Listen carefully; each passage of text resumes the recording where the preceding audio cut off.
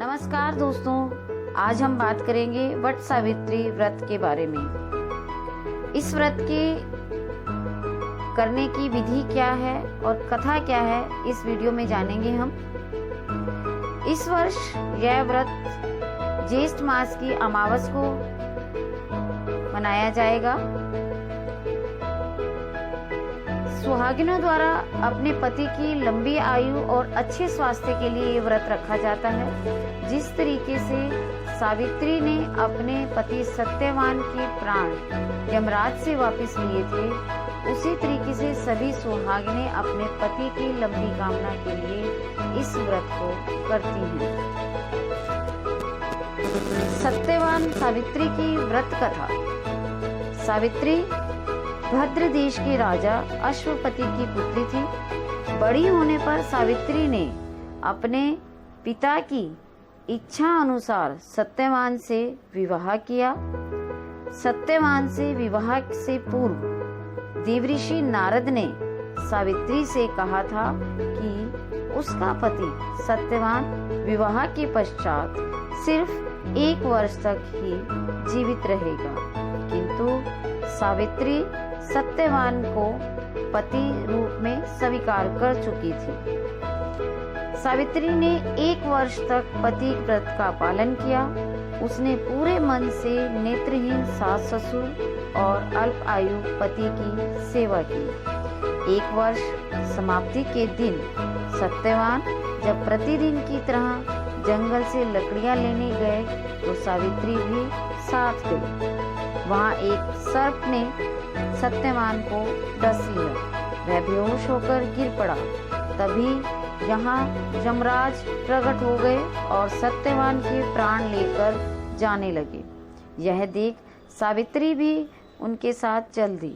सावित्री के प्रतिव्रत धर्म से प्रसन्न होकर यमराज ने उन्हें वरदान के लिए कहा। सावित्री ने सास ससुर के लिए नेत्र, खोया हुआ राज्य और स्वर्ण के लिए स्वयं के लिए 100 पुत्रों की माता का वरदान मांगा। सावित्री ने सास ससुर के लिए नेत्र, खोया हुआ राज्य और स्वयं के लिए 100 पुत्रों का वरदान मांगा। अपने वचन में बंधे यमराज को उन्हें यह वरदान देना पड़ा और सत्यवान को फिर से जीवित करना पड़ा। सावित्री की इस पुण्य कथा को सुनने तथा प्रतिव्रत रहने पर महिलाओं के सभी मनोरथ पूरे होते हैं, सभी विपत्तियां दूर होती हैं। इस व्रत को करने की विधि बताएं। इस व्रत को वट के वृक्ष की, बरगद के पेड़ की पूजा अर्चना करके किया जाता है। वट वृक्ष की टहनी के ऊपर हल्दी से रंगे हुए कच्चे सूत को लपेटकर रोली, मोली, पुष्प, गुड़, चना और जल अर्पित किया जाता है। एक टोकरी में सख्त अनाज डालकर ब्रह्मा जी की मूर्ति स्थापित कर उसके वाम तरफ सावित्री की मूर्ति स्थापित की जाती है और पूजा अर्चना की जाती है, और दूसरी टोकरी में सत्यवान की मूर्ति स्थापित की जाती है और पूजा अर्चना की जाती है।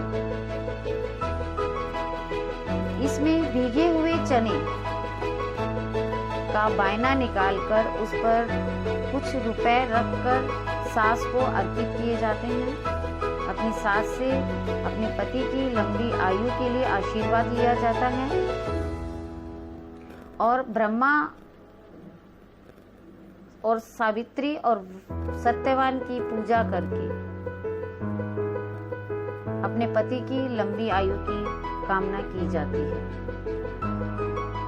दोस्तों, आज हमने जाना वट सावित्री के बारे में। आप मेरी वीडियो को लाइक करें, मेरे चैनल को सब्सक्राइब करें, इसे आगे भी शेयर करें ताकि और लोगों को भी इसका लाभ प्राप्त हो सके।